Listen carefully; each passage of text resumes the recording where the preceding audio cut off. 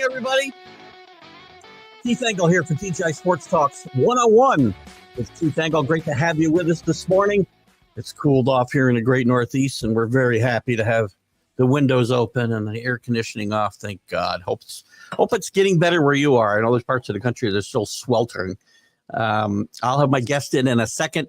Vada Pinson III will be talking about his dad, Vada Pinson Jr., and his great career with the Reds, and later on playing with the Indians, the Angels, the Royals, coached for a long time. And we'll get to talking about Vada. Vada's been a big advocate, trying to get his dad into the Hall of Fame, which I do believe, after doing some research, as I just talked to Vada before we came on, should be the case. I want to welcome everybody watching this morning on TGI Sports Talk's Facebook page, on my personal page, obviously, and also our YouTube feed. X we're out of for the moment because they've cut everybody off who's not paying from going live, but we'll share this show later. We're also on Northeast Streaming Sports, or National Streaming Sports Roku feed this morning, as we are every Friday morning, and also their YouTube page. As I mentioned, I'll mention this, I guess, one last time. We're no longer going live on Let's Talk Sports YouTube feed as they've wanted. They've made some changes. It was an amicable party. I'm still sharing it to their Facebook page later, but they wanted all the live content to go through their YouTube channel, and I'd be doing a disservice to my fans, followers on Facebook and YouTube and whatnot. Specifically Facebook. We built this thing up to, we're flying. We're going to be heading towards 3,000 followers here. Thanks to great interviews like the one we're going to do here in a second. Quick shout out to Ralph Williams from RW Media. Check his stuff out in Pittsburgh, Pennsylvania. He does specifically the Sports Corner. He does with Smoking Jim Frazier every Thursday from 4 to 6 p.m. Covers all Pittsburgh sports, national sports, and even dives into some other stuff. Quick thank you to Brett Saberhagen, my guest last week. Great response and a great story. So check out Sabe's Wings, as we've asked you to do, and we'll continue to promote for Brett and Candace Saberhagen. So this morning we're going to have Vada Pinson in just 1 second. His dad played a long time, 18 years, I think, in the majors. The bulk of it, and the most I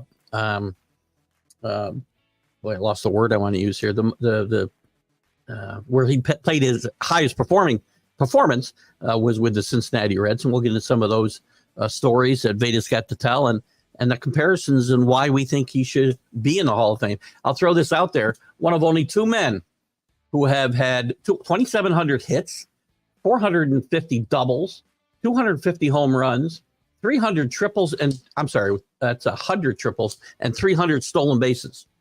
You know who the other one is? Willie Mays. Just saying. With that, let me bring in Mr. Vada Pinson III. Welcome, Vada. Thank you for having me. It's great to have you with us. I know you're out on the West Coast, so I thank you for getting up early this morning and joining us.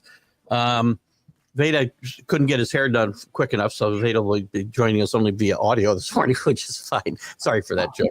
I make hair jokes of myself all the time. So I was looking at your the profile picture you put up, which is a very, very great looking picture. So I had to make a little comment there. But Vada will be with us via audio only, which is fine.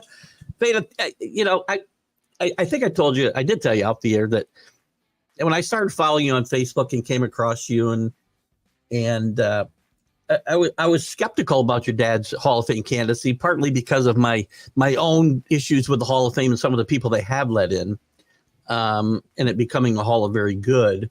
But as I did more research and came across stats like I just mentioned, some favorable stats with how he compares with as great a player as Roberto Clemente, I changed my mind and really feel your dad deserves that induction. So I'm glad to see the work that you're doing in his behalf. And what started that? And first, give us a little background on Vada Pinson III, if you will, and then talk about how you what spurred you to kind of start this advocacy for your dad. Well, as a little kid, everybody used to always say I was lucky. Growing up in the household of baseball players, and I was like, and I was, as a child, I was around the greats like Frank Robinson, Pete Rose, Tommy Harper, Jesse Gonder. Uh, and as a kid, I didn't even realize who I was around. I'm just around playing game, and these guys were being really, really nice to me as a child. For me, I think a big thing about my dad's being in the Hall of Fame was that when my father passed away back in 1995, he had a stroke in his sleep, and we didn't find him for 3 days. Oh gosh. And because I know that he actually came into town, and I think he went to sleep, and I think that night he had an episode, and my father didn't speak another word at that point for until he passed away. I went and visited him every day. I remember my birthday's on October the 6th, and I remember from October the 2nd on up to the 21st and 22nd was when I went there every day, just to talk, just to have my personal time with my father. So, Sure. And then after the fact, I said, wow, I'm sitting there, and then the room was really quiet. The doctor came in, came and told me, my dad's story. And he said, wow, I was a big fan of your father's. And I was like, wow, we kind of sat there and we chatted for a while. And he said, your father I was a really big fan of his, growing up. And I was like, we kind of shared stories, and everything. And he said, you're a good son. You came every day, even with your sisters. And, and I said, well, dang, as I'm sitting there, and I remember the day that he passed, I was really tired after I got off work. And I went there and I said, dang, who is going to carry on his legacy to be able to show that he played Major League Baseball? And he was at the top of his game in the 1960s. So I remember, at that point, Facebook hadn't come along at that point, Sure. And I was always worried about, how are we going to do this? And, and then Facebook came along, and, it kind of opened up the, for me, because Facebook, that social media page, has really done great for me. And if you look at my page, the majority of my, I don't go on to talk about myself at all, really, that much anymore, or personally, but for my dad, it's all about me. People are sending me pictures of him when he played Little League Baseball. And I didn't, from Oakland, I have a picture of him. If you go on my page, you'll see him in a Little League Baseball uniform standing around, and it looks just like him. His face looks the same. And, it's just, I feel like it's just my job. One of the things my father left me, I would say, left me with a lot of unanswered questions. And this is one of the questions that that he doesn't have to answer. He was a great baseball player. You look at that time frame from 1958 to 1969 when he got traded. My father was one of the top ball players in the country. Absolutely, as I we discussed earlier, and in my research, I mean, in that time frame, he finished in the top 10 MVP voting twice. Once he was as high as, I think, third. 4 times in the top 20. And people point, and I'll point this out to you too, and we'll talk more about this because he was a great defensive player, really fast, as we talked about. And I've had comments about, well, if he's such a great defensive player, why so few Gold Gloves? Only, I think he won 2, if I'm not mistaken, or maybe 1. Only one, 1961. Yeah, and But my retort is, when he played in a decade where there may be more Hall of Famers from the 60s than any other decade in baseball history. I can't document that without looking it up, and I'm not going to right now, but I'll bet you I'm close. So he's competing not just for Gold Gloves, but for MVPs and All-Star games and everything else with the Mazes, Floods, Clementes. Those were the guys who were dominating the Gold Gloves at the time, plus a lot of the other stats. But when you look at the overall numbers, there's no one big one that sticks out, right? There's not 500 home runs. There's not 900 stolen bases. There's not 3,000 hits. But when you look at the overall body of work, he's one of the best players to play in that era, and he gets lost because of the greatness of the era itself, I think. Yeah. Because one of the things that stands out for me is the hits leaders from the 1960s to 1969. Yeah. You look at that list, and Roberto Clemente leads the way. Hank Aaron is number 2, and my father's number 3. I was like, and it's funny how everybody, a lot of people that don't think that my father shouldn't be in the Hall of Fame need to actually just look at his body of work from his time frame from the start to the end. You know, and it's amazing, you know, but, you know, I kind of I understand it, you know, because even me, I remember growing up as a kid saying, you know, 3,000 hits. That's the thing that you have to get to be in the Hall of Fame. But look at how many people don't have 3,000 hits that are actually in the Hall of Fame and played in my father's position and in the outfield. Well, I looked at a couple of guys. I mean, I think about guys like, look, Tony Oliva was a great player. I know he won some batting championships. He gets in with the Veterans Committee or whatever we call it today. I mean, he's a comparable player with your dad, I think. I mean, a Richie Ashburn gets in. I mean, even I look at Reggie Jackson, who had great postseasons and did a lot of home runs.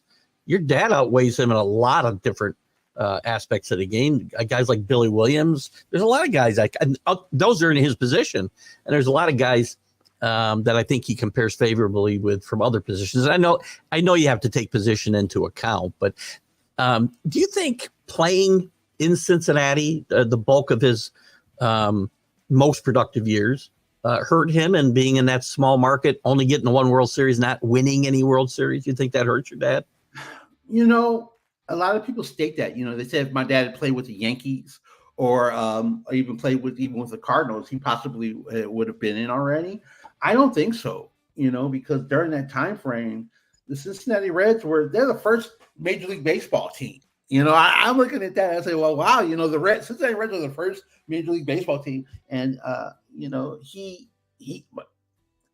I would love to know, you know, sit down. I even wanted to sit down with the sports writer and say, hey, why aren't you guys looking at the full body of work? Because Cincinnati is a great place to play baseball. You know, they have my father's memorable bobblehead back in 2019. The Reds had me come out to, you know, Cincinnati, Ohio. I had the opportunity to get back with, you know, some of my friends like Leo Cardenas. And, you know, when he got out there, the baseball atmosphere there is like in Oakland, it's totally different. There were so many people in Cincinnati, Ohio that came out for my dad's bobblehead, and it was like 100 degrees. How many people, you know, it's like it was so hot. And I was like, you know, it's just interesting. You know, I don't think it really hurt him at all, you know, because, you know, if you're playing with one team he played from 1958 all the way to 1968, you know, that's a long time to be playing with a team that entrusts in my father to play how he played. Yeah. What was it? This just popped in my head here. At the time, there's no baseball draft, so he signed a $4,000 signing bonus. Today, he would have been making, you know, millions. We know that. What made him decide to go to Cincinnati? Did he have other options to sign with? Because at the time, you could pretty much sign wherever you wanted to. That is interesting because when they did the baseball memorabilia thing with the Oakland Ballers and here in California, a lot of people sat down with me and say, hey, you know, the Cincinnati Reds were very smart at recruiting at that point. They had a really smart recruiting because they came all the way to California and McClymonds High School in Oakland, California. Mm-hmm. You had my father, you had Kurt Flood, you had Frank Robinson, all. It's like they Bill Russell too, no? Who? Bill Russell went to that. Bill Russell played, you know, NBA, played in the NBA, was there also, and Frank actually played with him on the very same basketball team. And, you know, and they scooped up everybody they could get at that point because, you know, one of the things a lot of people don't know is that the Cincinnati Reds had my father, Frank Robinson, and Kurt Flood all at the same time under contract. And, you know, the Reds were so high. And I always wonder because I did research on Kurt Flood. And I was like, well, Kurt Flood was a really good center fielder also. So I'm like, you know, but the Reds were really sold on my dad, you know, and I remember my mom saying that the Reds were calling my father every day, calling his parents. And I know my grandmother was getting upset because, you know, like, hey, you know, you want to see where this goes at this point. And, you know, it was amazing because McClymonds High School in Oakland had all that talent. And you think about it, and if you're in the Bay Area, like they really did a good job, I think, last Thursday in regards to doing Frank and Kurt Flood and my dad. So it's a great thing. Did Frank Robinson, who was an alumni of his high school, as we just talked about, him being a Red, do you think that pushed your dad towards signing with the Reds a little more? Or? Yes, because my dad and Frank Robinson, they were good friends. They were really good friends at that point. I know that when Frank was leaving the Kleinmans, my dad was there, and I think that how they used to mix up, do a lot of mixing up of the players, that were younger, the younger guys with the older guys, and my dad and Frank were really good friends. So, I think that really pushed it. But, because even Kurt Flood, who my father, loves Kurt Flood, they were really good friends, because he actually talked for my father when my father passed away, when they put him into the Bay Area Hall of Fame here in California. Yeah. Kurt Flood was really a good friend of my father's. It's funny, something just struck me that we were talking about. Your father's also in the Cincinnati Red Hall of Fame, correct? Yes, he is. But they have not retired his number? No, they haven't retired his number. My dad's in like his minor league Hall of Fame. He's in the Bay Area Hall of Fame. He's in the Cincinnati Reds Hall of Fame. And if he got into the Major League Baseball Hall of Fame, that would top everything. I have all of his plaques, waiting. Have that spot for that one plaque for the Major League Baseball Hall of Fame. Well, I hope we can do a little part here today to continue that push. Let me put we got a couple quick questions, and I'm sure we'll have more as we go forward. Rick Sherlock, who's one of our loyal followers here, wants to know, and this is one of his normal questions. Did your dad talk about any crazy teammates that he played with, whether it was the Reds or later on in his career? Yeah, wow. This one was one that actually shocked me. My mother had all this information, that she used to always give me, where my dad would come home and he would be really upset. And, my dad would kind of keep to himself. I always remember he would keep to himself. And my mom was like, I remember I'm sitting there as a little kid and he's up to Jack. She said, Jack, my mother's name is Jacqueline, but my dad called her Jack. And Jack, this guy, he's always on me about my hitting, and I'm already established major league hitter. And guess who he was talking about? Johnny Bench. My dad was like, this guy is like, he's driving me crazy in the locker room with trying to teach me how to hit a baseball. And I have way more hits than anybody. And that was just funny because it kind of, I don't know, it influenced me in regards to Johnny Bench, because when you speak with a lot of other people, they will tell you that Johnny Bench is kind of a hard-nosed kind of guy, you know what I mean? So, and he's one of the greatest catchers of all time, because I was always looking at him when I heard the name Johnny Bench, when we were, he's going to be one of the greatest catchers of all time, and he did turn out to be that. Did your dad, I mean, I guess that brings up a good point too. As far as teammates, I know you said he was close with Frank Robinson. Obviously, Pete Rose came up, I think, in '64, if I'm not mistaken. Milt Pappas was there. Well, I shouldn't say that. Milt Pappas got traded there after for Frank Robinson. So, but he did play there. Who are your dad's favorites on that team? How do you get along with a guy like Pete Rose? We know his relationship with Robinson, which you can elaborate on. But what about like Pete Rose? My dad he loved Pete Rose. My dad, if my dad had the opportunity to speak in regards to Pete Rose, a lot of people, don't know the Pete Rose that we know. Our families are really good friends with their family. I know when my mother passed away, I was trying to reach out to Carol, his very first wife, because our families were like, Pete Rose and my dad always I remember when my dad was actually traded to California and Frank Robinson and them got back together. And at that point, I'm in grade school, and I used to always go in the room where they were sitting in there talking about baseball. And they said, I remember Frank and my dad talking about, man, do you remember the way they used to treat Pete Rose when he first came up? They treated him like a stepchild, and and Reds players themselves, the Reds players. Yeah, the other Reds play. Yeah, because you have to remember the time frame when my dad and them play. When you looked at the teams during that era, whenever you looked at the baseball teams, the teams were like a family. You knew who the players were, and they were getting ready to knock out one of the fan favorites.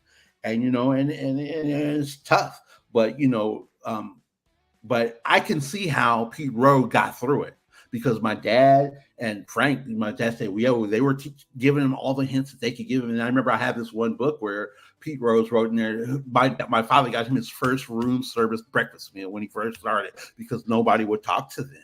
It was a pretty rough time for the ball players, even Frank and my dad. There are stories that you hear, and I actually had one story that really scared me, was where one time my dad was playing in Ohio. He was playing in center field, and he said that some guys would come by and they would throw not tomatoes but potatoes at my father in center field. And this was in Ohio, and I was like, it kind of scared me. I remember my mom even told me that they were throwing potatoes at your father, when he played it. So my mother was like gave all this information. I was like, wow, are you serious? And then I had a fan tell me that also. So, it's an interesting time for my dad. Was it so even in Ohio in the early 60s, it was difficult for black ball players like Frank and your dad, any ball players with colors still, even in as far north as Ohio, they were seeing this type of behavior? Yeah. Well, you know what? My dad wanted to move to Ohio. At a certain point, I think my mom said, your father wanted to move to Ohio because he had been with the Reds for such a long period of time. Yeah. And my mother said, "Oh, there's no way I'm going to live in Ohio," because my mom was really scared about the racial climate at that time, because it was really tough. And a lot of the black ball players, they only let them stay in black neighborhoods at that point. So the time frame was really scary. I know my mom said that every time that my dad would leave to go on a road trip, she said she would be really nervous, at times. So she said Cincinnati at that time, but it's changed. But just in that time frame, it was really tough on the players, because I even looked at a lot of things where you read about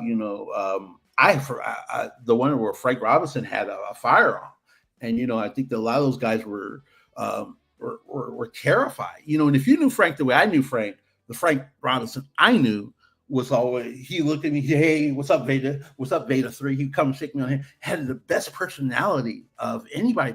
I was like, because the Reds kind of, I don't know what really, my mom said she doesn't know what really flipped the switch, because, Frank was, back in that time frame, you have to remember that the baseball players, a lot of Major League Baseball players had a second job. Yeah. And, and Frank, I will say was actually, okay, he was, I thought he was, my dad said, I thought that Frank they would have traded me before they traded Frank. And the Reds management did not like Frank for some reason. And they said my father and Frank had come up with a clique sometime, and it, like they were trying to make the players go against, I guess, the Reds team. I didn't understand it, because it didn't make a lot of sense, because when I'm around Frank and you hear him, you say, it's all smiles and everything. And I just didn't understand it. But then I think when my father actually started helping out Pete Rose, because if you talk to my mother, you always remember, my mom has these pictures, right? Where we, back in those days, the kids got to dress up in the uniforms. They had the father and son games and all that. My mom said that when she first came up, she was so nervous that, like the white ball players' wives would be on one side and the African-American wives would be on another side. Really? And, and that, she said that kind of tells the story, because I have this picture, like, my mom took pictures of everything. And it's just an interesting time frame, So was your dad and Frank Robinson a little bit, I would think he'd have been outspoken. Were they outspoken on the racial issues at the time? Like some other athletes, like the Jim Browns of the world, speaking of Cleveland, in Ohio, were they outspoken? I think my father didn't really become outspoken until after his career, because, I have a picture of him when he went to spring training of him drinking out of a color-only water fountain. Yeah, I saw that. With the Reds, and I don't, and my father, I don't think he wasn't really outspoken. My father was a really shy guy until you got to know him. Once you got to know him and he got to know you, he would love you, and even Frank Robinson. the same way. I remember the time my dad said, hey, I'm going over Frank. You want to come? Oh, I'm all aboard, because it's Frank. It was Frank. I didn't look at them as baseball players. I just looked at them. They were fun to be around. Two cool dudes. That are really, really good. And I don't know if you ever heard the story about Dave Parker. Dave Parker, the reason he became a baseball player was because of my dad and Frank. He said my dad and Frank pulled up in their Cadillacs. They had identical Cadillacs back in the day. My dad, my father, he loved Cadillacs. I mean, he had a Cadillac every different year. And that's what Dave Parker said. He, as a child, said, I want to be a baseball player. And look at him. He's another guy that I think that should actually be in the Hall of Fame. Yeah, Dave Parker's numbers, I think, speak for themselves as well. And there's always an underlying story that keeps people out. It's funny, the story you told about Frank Robinson, the story I always heard was they thought he was an old 30. And it sounds like he was traded as much for the fact that I guess parlance of the day would have been a clubhouse lawyer. And they didn't think he was a good influence on these younger players, apparently. Yeah, that's something that got me. I think it's just a time frame, because when you see what Frank did on, I noticed that, I feel like that even kind of hurt my father's career, because they really didn't have anybody come in after that point to really, to back my dad. My dad did have a couple of good years after after Frank left, but still, those two were two pieces of pie. If you look at all the pictures I have of them together, it's just amazing. Frank was a really good guy. I really enjoyed him. And, when he left, it's just, I don't know. It kind of, my mom said it kind of threw my dad off, because at that point, my dad and Frank used to talk a lot, and, and that kind of stopped at that point. Oh, that's interesting. That's too bad. Yeah, I kind of on the same in the same vein, Vada. The managers he played for. I mean, how did he get along with guys like old school guys? Barry Tebbetts, I think, was his first manager, but Fred Hutchinson was the guy who was there the longest and most successfully in Cincinnati, anyway. But I know he played for guys like Al Dark, who had a little bit of a reputation about racial relations that followed him around baseball. How did he get along with the managers throughout his career? Did he have a favorite that you know of, or guys he just didn't like? I think that Fred Hutchinson was the guy who my dad really liked the most. I know that, speaking with my mom when he passed away, my dad really, was really sad for him, and I think that, and, in regards to Alvin Dark, that I remember when they were with the Indians, my dad really made a big issue about, they said that he could, him being a left-hand hitter, he couldn't hit American League left-hand pitchers. And they pulled him a lot of, my mom said my dad really kind of got into a phase where, he became, I won't say disgruntled, but, he didn't want to be with the Indians for that much longer. I think because his first season back, when he got into 1970, he had a very respectable 286 average at that point. Mm-hmm. And that kind of got him back up to where, okay, and then Alvin Dark started stating all these different things about my father couldn't do this, my father couldn't do that. And I don't think my father disliked him, but every manager has their different style, and his was very different from the other coaches that my father played for. I mean, at that point, you were getting to an age where you could understand a little bit more of this. I don't know if you were around the clubhouse more in Cleveland than maybe you were in Cincinnati, but did you see any of that interaction with Al Dark, or Al Dark interact with other people? Well, when I was a child, I actually never interacted with the managers. I only kind of, when I would come into the thing, my dad kind of sat me down and said, hey, okay, I want you to, when you go into the locker rooms, you need to sit and be quiet, and just, you can look around, some of the players will come up to you, and a lot of them actually did. I can remember my first interaction with Sam McDowell. guy just had the look on his face, scared the daylights out of me as a child. He would sit there, and Greg Nettles was a really good, cool guy. And I remember Chuck Hinton. I don't know if you remember Chuck Hinton, who played with it. I love that guy. That guy was like, he's one of those guys that, was really good in the clubhouse. You know what I mean? Kept everybody upbeat and everything. And Roy Foster. I remember Roy Foster also, that's when I really started to, I guess, enjoy the game when my dad was playing with the Indians, even though the Indians weren't a good, solid team at that point. That's when I started to learn the game. And I know my mother would always show pictures of me sitting up and trying to learn the game, and it was a fun time. Speaking of Cleveland, just to say there for a second, one of the great young stars of in the American League at that time was Ray Fosse. And obviously Ray Fosse had a very famous incident with Pete Rose, who we've already talked about in the 70 All-Star game that kind of altered his career. What do you remember about that incident?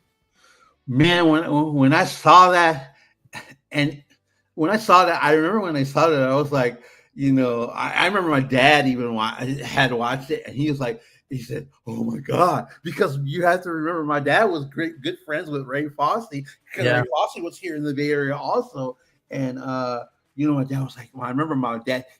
When my dad didn't want us to hear what he said to my mom, he would start, kind of like whispering. He's like, I can't believe, that happened. But I was like, but then again, you have to remember, Pete Rose, I felt like he got better as he got older to me. Yeah. Because if you look at the time frame from 19 or when he actually came up, he wasn't even in that list that I gave him for all of his hits. So, some players get better as they age. And Pete was really a hard-nosed baseball player. If I was going to have somebody on my team that I knew was going to give more than 100% and try and knock guys out of the game or come at you, Pete would be the first one on my list. Yeah, for sure. And thinking about Pete Rose, the first major, I guess, hit milestone that Pete Rose passed was the Reds all-time hit leader, and he passed your dad at that point in time. Your dad was the all-time Red hit leader, which, when you consider, as you said, the original Major League Baseball team was the Cincinnati Redlegs. With all that history, for your dad to leave that team as the all-time hit leader, I think is pretty amazing. Yeah, because you look at and the one thing about that also is that when I went 2019, I actually brought a friend of mine when we went there, and I said, just be, I just want you to take a look around, and she was like, okay, I'm gonna see. She thought she was gonna see a lot of Vada Pinson memorabilia running around, and when we went there, she will. I said, we went to dinner after the bobblehead ceremony, and we sat down there and we talked. She said, they don't have a lot of stuff of your father up. Why are they not showing your father? They only had this gold glove out, and it was kind of shocking to me, because I only think it was because that my father never played in that stadium. He played in the stadium, but it was just amazing to see that. I was like, wow, the Reds. He said, you're right, Reds do a good job of representing your father. And I said, yeah, you're right. Even though they did do the bobblehead event, I was just shocked, that, you look at the walls. How's his number not retired? That's what I don't understand. He's in the Hall of Fame, but he's not in. They don't retire his number. I mean, is it? Oh, you got to be part of the Big Red Machine to get your number retired there? Well, I would love to think. I was hoping that would, when they did the bobblehead event, I was hoping that, okay, we did COVID and all that. Hopefully, that would come to light, because a lot of people state that. My dad has a lot of fans that your father's number needs to be retired. And we're in Cincinnati, and but then again, I wish, I think this is what I think in regards to my father with the Reds. I think that the Reds, because my father was good friends with Pete Rose and with Frank Robinson, they I don't know. I feel like, I don't know what, it's not a good feeling, because I remember when I went there, and I hadn't been to Cincinnati since I was a child. And when you go into that stadium, you can see all the players that the Cincinnati Reds love. I guess I'm going to say management. I'm not going to go as far as saying that to the Reds, because I was like, wow. I remember that night when I got back to the round, I was like, wow, my friend she said, you kind of down. I said, yeah, because, if you walk, like when we took the tour, not even the tour guides even mentioned my father through the whole tour of the Cincinnati Reds, going back into the past. And that was shocking to me.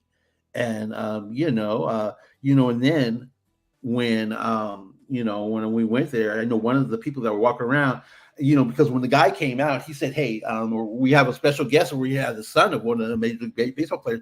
And the guy even told me, he said, why didn't they even mention your father? Because he said he Googled my dad as we were walking around the stadium, and I was like, I don't know. I don't know what the issue is. There's something out there, but I don't know what it is. It's another thing that I feel like would have helped his candidacy is if he had made it.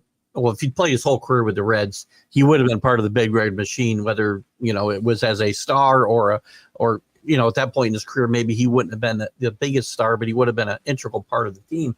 That would have helped his legacy, obviously. And they replaced him in '69, I think, with a younger version of Vada Pinson and Bobby Tolan. They were kind of the same player, except Tolan was younger. And your dad never quite had the same numbers after he left Cincinnati. He had one really good year, I think. I'd like to say in Cleveland. Yeah. And not that he had horrible years, right? But they weren't the years that he'd had previous. You had mentioned to me earlier an injury that he had in his last year in Cincinnati. You think that, first of all, I'm assuming that pointed towards why he might have had a decline in his numbers overall? And is it why the Cincinnati Reds decided to move on? Do you think that injury was looked at as maybe more serious than maybe originally? If you look at a lot of the Cincinnati Reds players, you'll see a lot of them don't even get to play a decade with the Reds. There's very few. And with my dad doing that to his leg back at that time frame, remember that your players, when they got hurt, they still wanted to play, and they would play. And, my dad had broke his leg, and, and I feel like that really, really, really hit him hard, because I remember my mom always saying that, my dad's love for the game was starting to go down a little bit, because when he got traded after he broke his leg and he got 5 hits. And if you check out my Facebook page, it shows, him coming into home plate like a missile to me, but I feel like he was really, at that point looking for a fresh start, and when he got to St. Louis, my dad was not 100% that whole season. Yeah, because you have to remember, if you look at my page, you'll see my dad and Kurt Flood and Lou Brock that were all that was their outfield. Can you only imagine? Fast outfield right there. Yeah, that's a fast outfield. Can you imagine if those guys had played in their prime? But my dad was, had that bad leg, and the St. Louis Cardinals only kept him for that 1 year, because they had that previous year had went to the World Series, and I thought that my father would take him back, but it didn't happen. And they said, this guy's hurt, and we need to get rid of him. And then my dad ended up in Cleveland. Yeah. You feel like you thought maybe, it was time to get a fresh start. Do you feel like he was rejuvenated? I mean, his career, again, we know his career wasn't as good after leaving Cincinnati, but do you think his love of the game returned, or passion for the game was better after he left Cincinnati? He hung around a while afterwards. Yeah. I think that he was really, trying to, get better, and I think that, he wasn't actually getting better, because if you look at the number of games he played in, how it, like from that time frame to where when he was with Cleveland, he played he only played he played 132 games with St. Louis. Yeah. And I think that, he should have sat out a lot of those games until he got really, got to be a 100% healed. So that's interesting. And, because I was looking at his stats, and then, the year that he got let out, he only played 103 games, so that's interesting.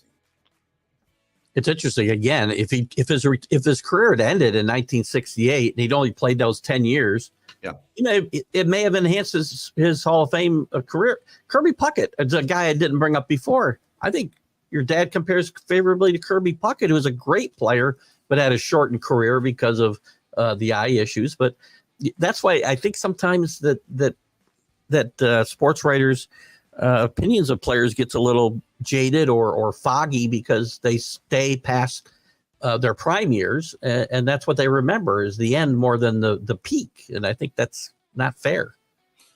That's one of the things that from that time of 1958 all the way up to 67. My dad was the cream of the crop of the National League. And I really wondered because I know I had found a card where my dad was with the last team. But actually he got cut before opening day with the Milwaukee Brewers. And my dad made the decision. He said, "You know what? I'm going to call it a wrap." And and he started coaching.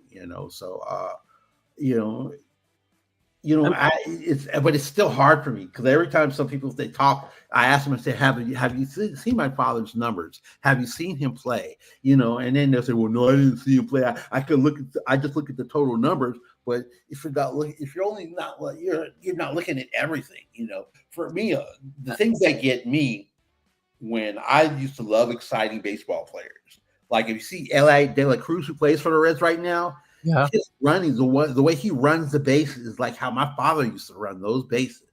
He was really fast, and my father was an exciting player because if you talk to a lot of his fans, they say your father was so fast, and he excuse me, he used to play Crosley Field, and there was a terrace that he used to have to play that was really difficult for a lot of center fielders at that time frame, and it's just interesting that people are at that time frame is almost gone.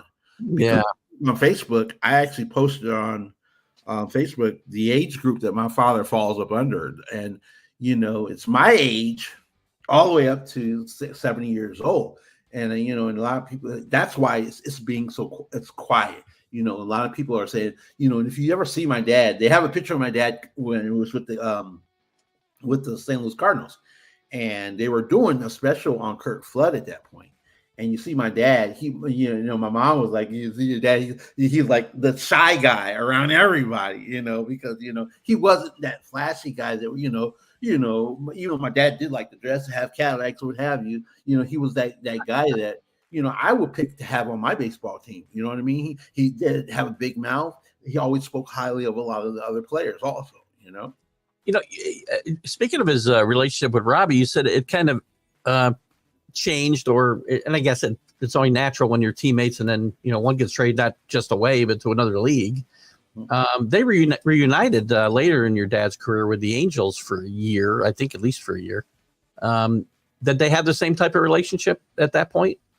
I think that I think that they knew that was their last big hurrahs. Because at that point, the California Angels were like, we spent a lot of time, I spent a lot of time going down the locker room and talking to Frank. And at that point, it was like, wow, I remember my mom saying, everybody gets old at a certain point and they start to dwindle. But I feel like my dad and they were friends. They were good friends there also because, we used to go to, I guess, Disneyland with all of our families used to go to Disneyland together as kids, because he always used to give us those tickets and everything. And it was interesting, because when you look at the time when he played for California, the Angels, I thought that, I was hoping well, let me go into this story real fast. My dad really didn't want to play with the Angels. He wanted to play with either the Oakland A's or the Giants. And look at that time frame, 1971. My dad was not going to get in on the Oakland A's at that point because they already had their World Championship teams, and the Giants just never took an interest in my dad. I was hoping that that would have been nice to see him play with the Giants.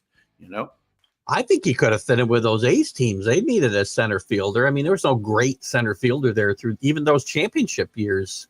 I mean, he got Billy North near the end, but I mean, that's the kind of player your father was at that point. I think he could have contributed to those championship A's teams if he'd gotten that opportunity.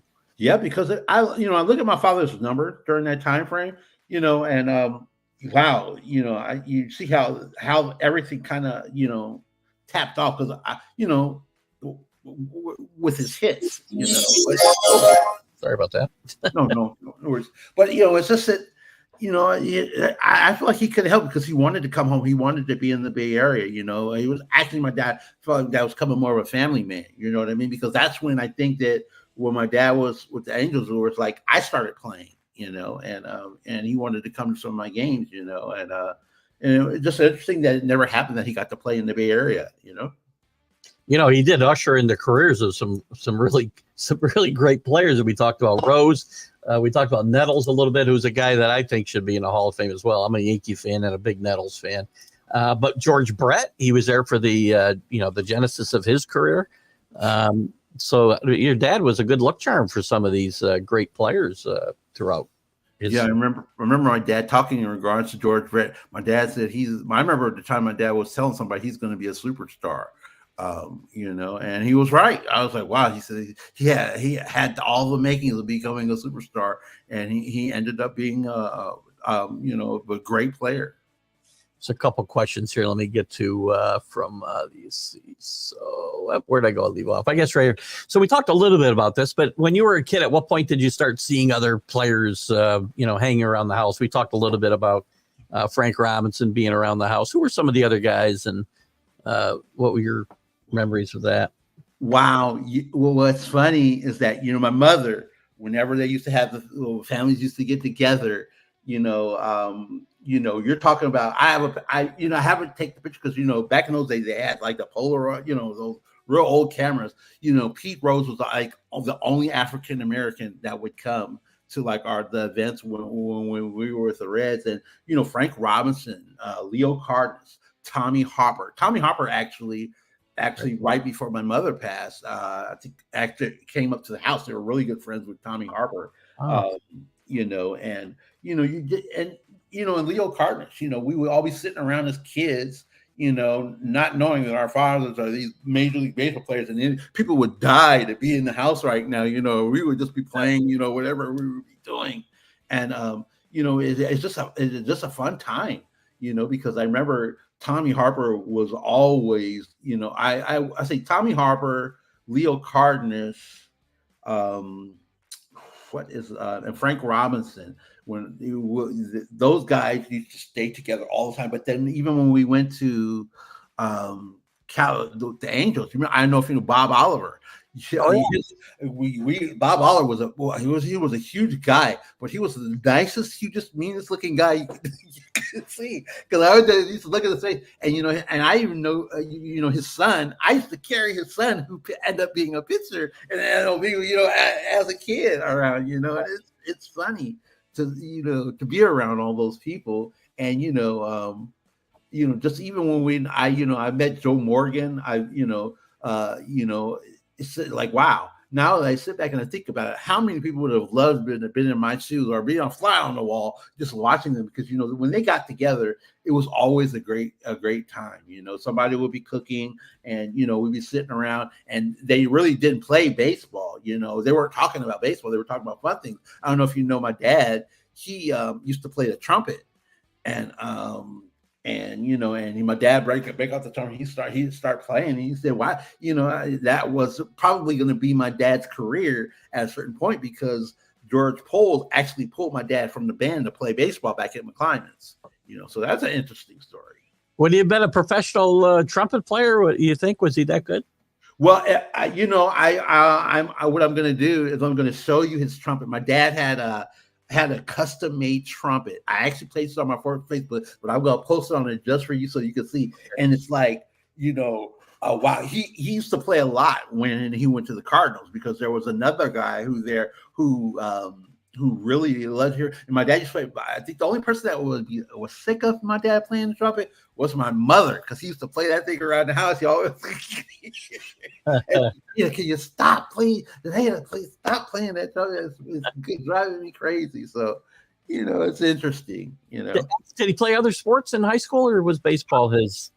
My father only played baseball. That was his dream. I guess his first coaches really had a really big impact on how my dad played the game. And I don't know if you heard in the Bay Area, there was a really famous coach by the name of George Poles. And he really, I remember my dad talking about the time he drove me down to Fresno for a baseball function where, he was going to be, talking to a lot of a baseball camp.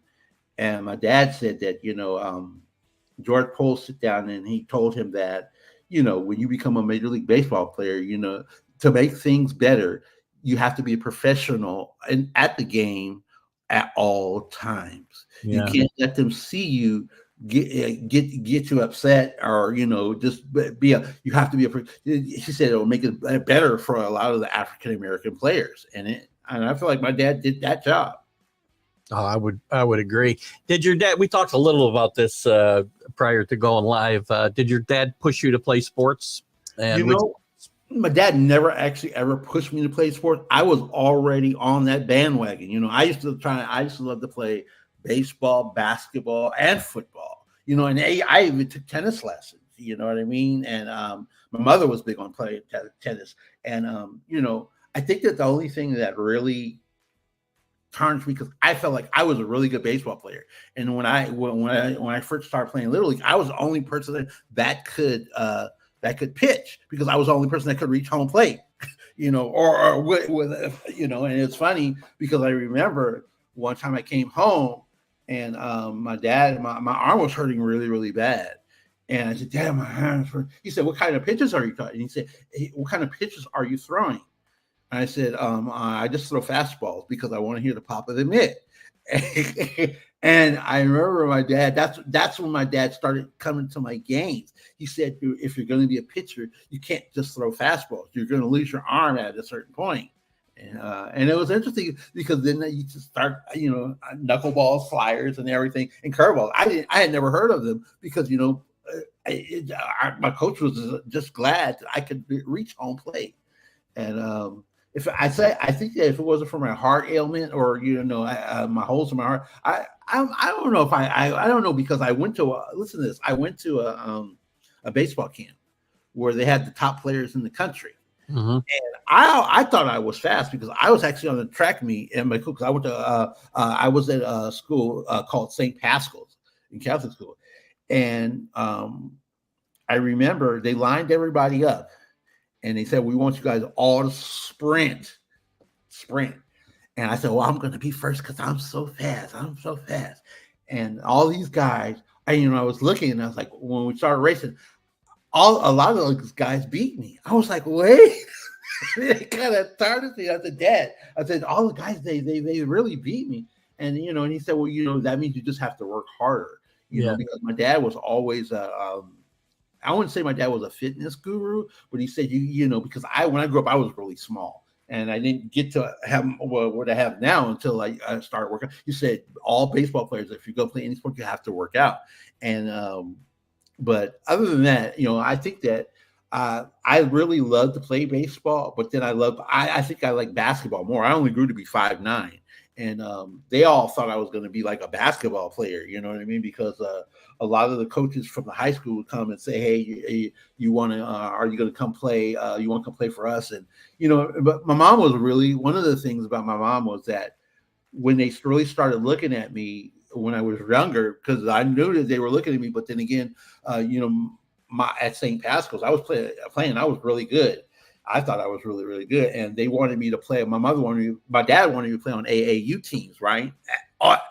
With that, I said no. He's only going to play for one team. If he gets discovered, he'll get discovered off of that one team. So it is what it is. I'm not. I love the game because even now today, if I go and hit baseball sometimes just to relieve stress.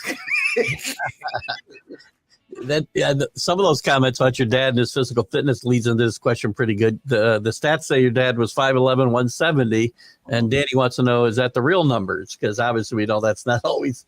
Well, I think that my dad, because see, the 170, is when my dad was in his prime. You Yep. know, he was 5'11", and he was 5'11", and and 170 is a great playing weight, because I always look at my dad, I see a lot of pictures of my dad more cut at certain points than when he was really, really younger. But then as he got older, even when there's a picture of him when he started coaching with the Seattle Mariners, my dad still looked like he could play at that point. Everybody said, "Well, I wonder why your dad didn't, kick it out or try and get with another team," because he could really look like he could play still. For sure. Dave Gayette, this is an answer I can give you pretty quickly. He played from 1958 to 1975, and I think it was 9. Am I right? 11 of those years, or no, I'm sorry, 10 of those years with the Reds, right? Oh, it's 11. I have 11. Okay, 11.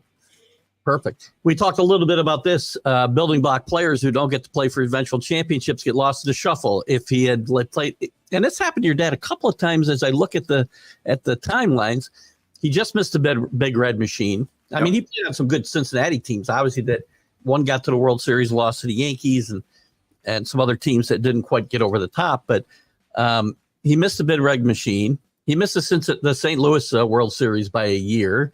Yeah. He goes to Kansas City late in his career, and he just missed them turning into a really good, consistent winner in the American League West. So his timing wasn't good, at least after early in his career with the Reds. Well, now, you look at that, and everybody always tells me, when I look at that, I say, wow, I can only imagine if my dad had been born a little bit later. Gosh. It's crazy, because a lot of people get lost. Like you said, I think that he's lost in the shuffle, because when you hear his name, only his greatest fans are remembering my dad. He has a lot of faithful fans out there still. So, but looking at that, I was like, wow. But the one thing for me was that the thing I can't get over is about the Cincinnati Reds is in 1961. Why would they had all the scouting reports on my dad, Frank Robinson, and Kurt Flood? Why not just have that outfield, and then boom? I'm amazed that time frame that they did not keep them all, because that would if that had happened, the big red machine probably would have never happened, I would think. Wally Post was the other outfielder on that 61 team, right? Yeah. You were talking about your dad, talking about being born too late. Did he talk a lot, at late 80s, early 90s? Salaries aren't where they are today, obviously, but they certainly started to grow. They grew hugely compared to where they were when your dad was playing, especially in his prime. Did he ever express regret that, he didn't get a chance to really cash in? No, because I think that what I did was, when my dad passed away and we had to get all the stuff together, I pulled up one of his contracts, right?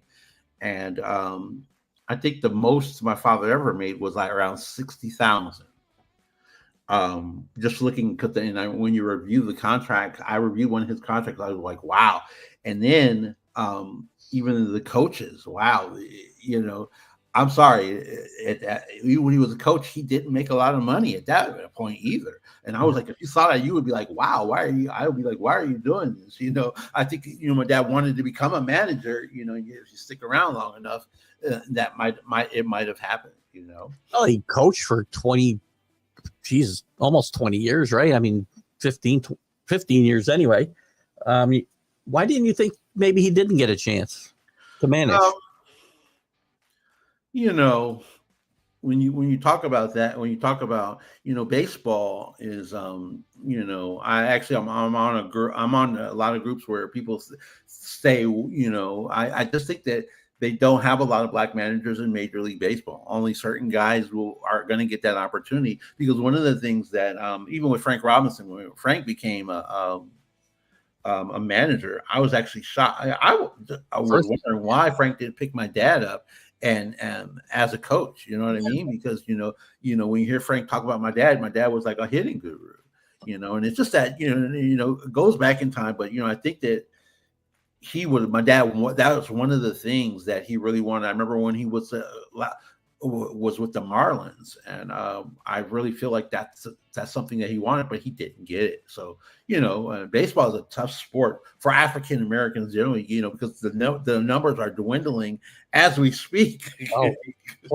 players, yeah. I mean, Latinos obviously have gained and passed blacks long ago, right? And yeah. I mean, that's a great point. I'll ask you that as a person of color and somebody who played sports. Why are they not playing baseball? Why are we playing basketball and football more? I mean, the money's good. The rigors on your body are probably less than football for sure. What are your thoughts on that in general? Kind of off the. What you have to be, I guess you have to really, really love the game, because, I love the game so much that, I like, and you always see, like, when we went to the Oakland Ballers game, it's kind of like, you could see, like, my mom would always say that my sisters hated baseball, and they hate the game because you have these pictures of them falling out in the stands, because it's so hot. But then again, baseball to me was fun, but for everybody, it's such a long, drawn out sport. I think that's it, and you have to really, when you look at the guys that have played the game, they were really good at it, I just feel like, and even here, I live in the Bay Area, and you don't see a lot of teams in the Bay Area, like in Oakland, California. You hardly ever see all black baseball team of little leaguers. You know what I mean? And I think it's just because of the baseball. You have to be really skilled to play Major League Baseball, and you have to put in the work. You know what I mean? Because I remember, when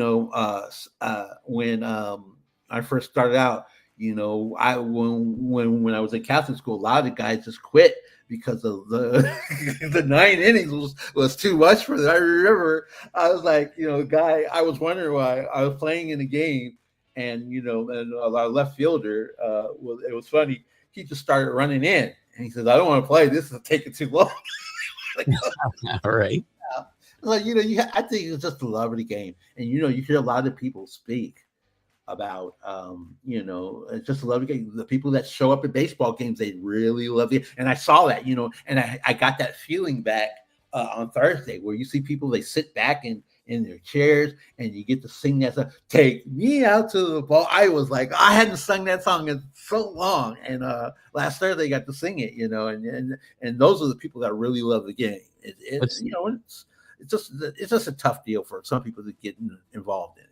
It's still a fun game, especially to me. Sometimes on a minor league level, there's more excitement in the ballpark than there is on a major league level.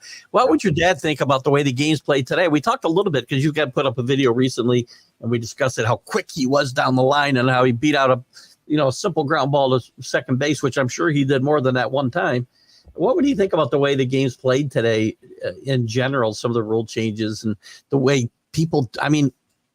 99% of the players playing today would have got thrown out by 20 feet on a ground ball to second base, a routine ground ball. I think that the game has changed so much that he would say that, that, wow, they looks like they've gotten away from a lot of like bunting and, but I like the way the game played, even with all the changes, but I just think that, he would state that, you just don't see a lot of fast players until you saw Ellie De La Cruz. And I was like, wow, every time I get the chance to see him, and it's just for the excitement of the game, because the game is, a lot of people don't like to sit through no hitters or perfect games because, it's not a lot of action. I do, because you're sitting there because, I got the chance. I got one last Thursday. I sat right behind home plate, and I was looking at the guys, how, this one guy had an amazing curveball. I like to get into it, and my friend kind of got mad at me because I was ignoring her, and I was like, because I'm watching every pitch. So, I think that my dad, baseball is baseball, and I wish that the one thing about Major League Baseball I wish they would do, is give the old players their due. Yeah. Because when my dad played, and Pete Rose played. Those guys, they put their lives on the line. You know what I mean? And they played the game, I feel like, the way it should be played. And even though when guys get hurt, I understand that. Okay, now you want to get yourself better before you go back onto the field. And my dad and them, they didn't do that back in those days. They played hurt. Yeah, it looks like the money they're making today is built off the backs of guys like your dad and Frank Robinson, and guys who are. I mean, they made a decent living as they progressed in their career, but not like we are today. And they certainly had to go a lot of years and not make hardly anything. What was your dad's favorite city to visit and play in? My dad used to always love when he came back home when he played the Giants, because the Giants were well, I remember we used to go to Old Candlestick Park, and and my dad used to love to play against Willie Mays and them, because those were the games that you had to really play good baseball at that point. Yeah. Giants were a really good team. Yeah, there's a lot of good. Like we said, there was a lot of talent around in the '60s. Ralph Williams, how you doing? As I said, check out Ralph on RW Media. Does some great stuff. Davey, I'm going to pass that one question. I'll come back to it. Your dad would have. I don't know. Tommy Hall might have been after him. Did he play with Tommy Hall with the Reds? I don't remember. I have to look it up, because I don't. I'll have to look it up. I don't remember our Tommy Hall. I remember Tommy Hall playing. I don't remember what years. I know he's with the Reds too, and I think it might have been after your dad left there. But you talk about guys having other jobs. He was Danny's mailman, and they talked baseball. So. Wow, that's perfect. That's pretty interesting, right? Danny also says prayers on your mom's passing. You great lady. Not sure if Danny knew your mom or not, but he's out there in California, and he remembers Sonoma area. He only remembers the Sonoma area in Oakland. Yeah. Gift for no reason except being yourself. I thank you, Danny, if that's for me or for Danny's a great follower of the show. Everybody we've talked to this morning been great followers of the show, and always are very kind to my guests. And Danny did say, let me see, which one do I want to do first? I got two more questions, and then we're going to let you get out of here. Got to be almost time to get up out there in California. Yeah, the sun is actually coming up now. Right. Where'd that other question go? We talked about this anyway. I didn't want to think Danny. I think I skipped his question. That's the only reason I'm going to put it up here. Danny talks about being recognized by the Hall of Fame. Should he be looked at the Major League Baseball Hall of Fame? The answer is yes. That's been a lot of our conversation today. I know you came in late, Danny, but we've spent a lot of this hour talking about the fact that Vada Pinson Jr. Definitely belongs in the Hall of Fame, and we've made a great case for it today. And Vada continues to do that. Please follow his page. And my last question, I like to get Chris Fgrave the last question, because it's always something eclectic. This is his question to Vada the Third. What are you reading, if anything, today, and what do you listen to as far as music goes? I'm actually reading. A book where it's actually called and if you guys get the opportunity to get it, it's called growing up with a Major League Dad, Sons of Baseball. Mark Braniff is the author, and it's a great book where they've interviewed sons of Major League Baseball players, and actually gave my piece on it also. So it's really interesting it's an interesting read. I was actually shocked when he said, "Do you want to do me?" And you have a lot of let me see. I was actually, bear with me for a moment. I wanted to give you the names of the people that are actually. We got Roger Maris with his son, Larry Doby, Henry Rodriguez, Mariano Rivera. Then there's me. And hold on, oh wow, look at it. Yogi Berra, Dave McNally, Jake Aker, Boog Powell, Gil Hodges, Tony Pena, Jim Bouton, Leo Cardenas, Bobby Richardson, and Mike Hargrove, and Ron Guidry. They're all in this book. And if you want to It's a great book. He actually sent me the book, and I been reading it. I just started reading it. I think it was a couple of weeks ago, and it's a great read. You know, you get to hear what the fathers were like. You know, they're not only baseball players, but they're fathers. So it's a good read. I will get out there and find that for my Kindle, hopefully. And what kind of music is Vada's favorite? Your favorite? My favorite music is, like my father, I am a Marvin Gaye fan. Marvin Gaye. My dad loved whenever I remember that whole trip down to Fred. My dad, all he listened to was Marvin Gaye, and I'm a big fan of Marvin Gaye. You know, I'll hear songs of his, and my dad would love. My dad said that man, that is one small smooth brother. I love his music. Cool. Well, I usually end on that question, but Danny put up one more that I will. The veterans can still vote Vada in. He was on just to give you a little insight, he was on the normal ballot for, and you can correct me if I'm wrong, the full 15 years you can be on. Never somehow never got more than 15.7 or something % of the vote, which is shocking to me. The fact that he's not in is shocking enough. The fact that that's as little as he garnered as his high is shocking enough as well. But the veterans can still get him in, which is why Vada is on the crusade that he's on here. And you guys can help out by following Vada's page and sharing some of the stuff that he does.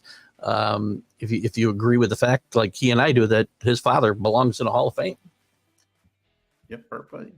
Yeah, no, I think that 15.7 came was his right when my dad passed. I was like, I felt like those are kind of some sympathy votes. You know, come on, guys, do the homework, review the stats. You know, that must have been like his last year on the ballot, almost, right? Yeah, exactly.